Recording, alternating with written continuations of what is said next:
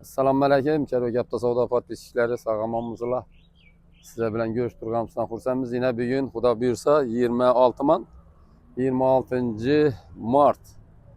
Xudo xalasa özümüz yine ilatdaşlarımız ülkemiz yine Bolgariyada işlek gelip 3 koboltu 24. yıl 8000 yürüyen koboltu dedelerine padarket tuttular. 135 milyon soma naq pula hesaplap berip turibmiz. 14. yıl damasları var ki yine 30 milyonu hesaplap aldık.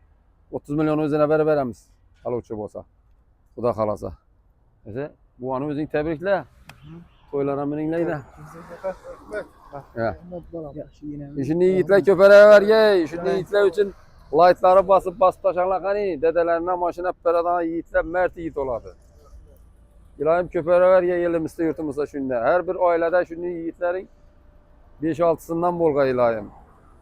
Ese Kervegapta savdo podpisçileri gel arası Lemmetür'deki maşınlarımız. Bu yine 15. yıl koboltamız amba 75 milyon. Radnoy maşin. Acayip et. Gel arası bir kol maşin. Küçük kalamız hemen iyisi. Ese bu tebrikliyimiz. Toylara minin. İlahim İz Türkiye oğlu Volgay. Her il bir nepper yey Xudayım.